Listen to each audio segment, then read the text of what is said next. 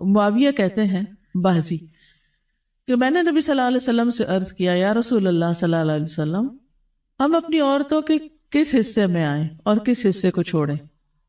یعنی شوہر بیوی کے تعلق کی بات ہو رہی. یہ بھی ایک بہت آج کے دور کا، ہر دور کا مسئلہ ہے، لیکن آج کے دور میں اور بھی گمبھیر ہوتا چلا جا رہا ہے بہت سی چیزوں سے ایکسپوز ہونے کی وجہ سے. تو کیا جائز حد ہے اور کیا نہیں ہے فزیکل ریلیشن شپ کے لیے؟ کس حصے کو استعمال کیا جا سکتا ہے، کس کو نہیں، یہ سوال. تو اس پر آپ صلی اللہ علیہ وسلم نے فرمایا تمہاری بیوی تمہارا کھیت ہے، تم اپنے کھیت میں جہاں سے چاہو آؤ. جہاں سے چاہو آؤ کا مطلب کیا ہے کہ جہاں سے کلٹیویشن ہو سکتی، یعنی کہ کھیت کے تعلق سے کیا بتایا، نساؤکم حرث لکم فأتوا حرثکم انا شئتم. انا شئتم کا مطلب انا جو ہے ظرف زمان و مکان دونوں کے لیے آتا ہے کہ جانے کا کوئی خاص وقت مقرر نہیں کہ یہ دن ہے یا رات ہے، ایسی کوئی پابندی شریعت نے نہیں رکھی.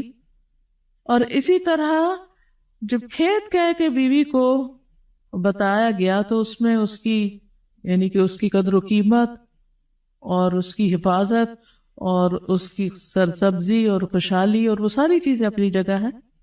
پلس یہ بہت ہی حکمت کی بات ہے کہ کھیت میں کچھ اگ جب ہی سکتا ہے جب اس میں بیج ڈالا جائے. تو اب شوہر بیوی کے ساتھ کیسا تعلق قائم کرے کہ اولاد پیدا ہو سکے؟ وہ اورل سیکس سے تو نہیں ہو سکتا، وہ اینل سیکس سے بھی نہیں ہو سکتا. obviously understood ہے کہ انا کا مطلب یہاں کیا ہے، ٹھیک ہے نا؟ یعنی یہ وہ باتیں کہ جن کو بہت لفظوں کو کھول کھول کے نہیں بولا جا سکتا، لیکن اٹس انڈرسٹوڈ. تو آپ نے کہا جہاں سے چاہو، یعنی کوئی رکاوٹ نہیں، ممانعت نہیں. اس کا یہ مطلب نہیں کہ ناجائز حدود فلان کے کہو کہ اس کی بھی ممانعت نہیں. البتہ جب تم کھاؤ تو اسے کھلاؤ، یعنی کہ شوہر خود آؤٹنگ ڈائننگ کے لیے چلا جائے اور بیوی کو کہے کہ بس گھر میں ہی پکا لو اپنے لیے اور کھا لو، خود صرف دوستوں کے ساتھ رہے. دس از ناٹ رائٹ.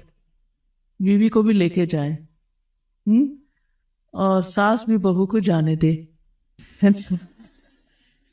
جب تم کھاؤ تو اسے بھی کھلاؤ، جب پہناؤ تو اسے بھی پہناؤ. کا مطلب یہ ہے کہ عید آئی ہے، اپنے لیے سوٹ لے رہے ہو تو بیوی کو بھی کچھ لے کے دو.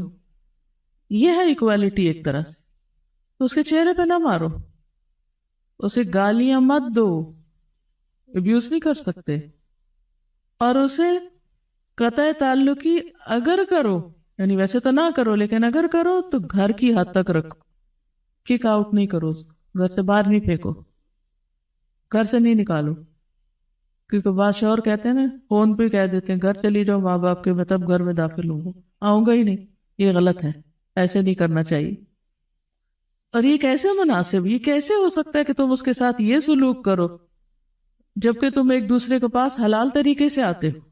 یعنی تمہارا ایک جائز تعلق ہے اور پھر تم اس تعلق کو اس طرح خراب کرو. تو بیوی کو مارنے سے متعلق جو قرآن اور حدیث کی روشنی میں جو حکم ہے وہ سامنے. پھر اسی طرح غلام کو مارنے کی ممانعت، نوکر کو، غلام کو، اس کو بھی نہیں مارنا چاہیے.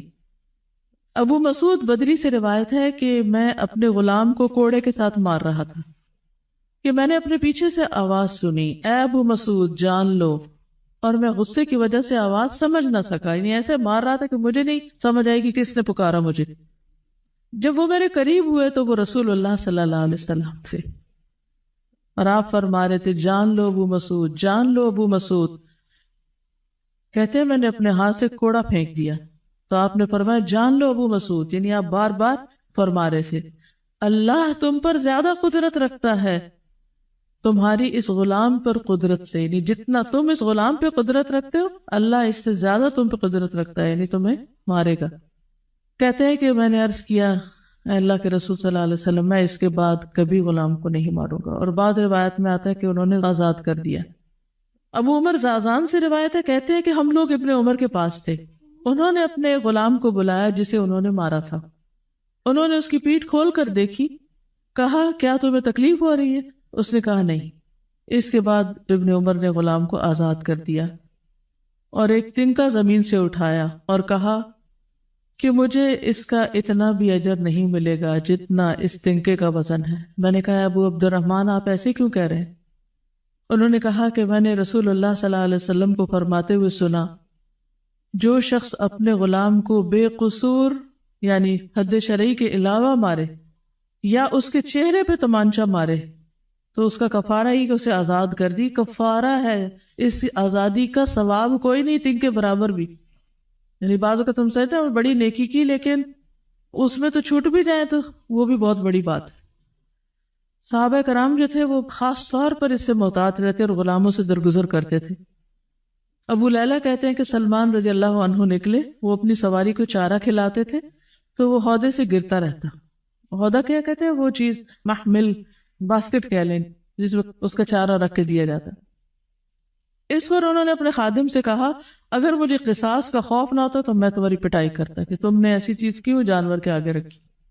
تو مطلب یہ کہ اگر میں تمہیں ماروں گا تو مجھے بھی مار پڑے گی، اس لیے میں تمہیں مار نہیں رہا، ورنہ جو حرکت تم نے کی ہے اس میں تمہیں مار پڑنی چاہیے۔ نماز پڑھنے والے غلام کو نہ مارنا۔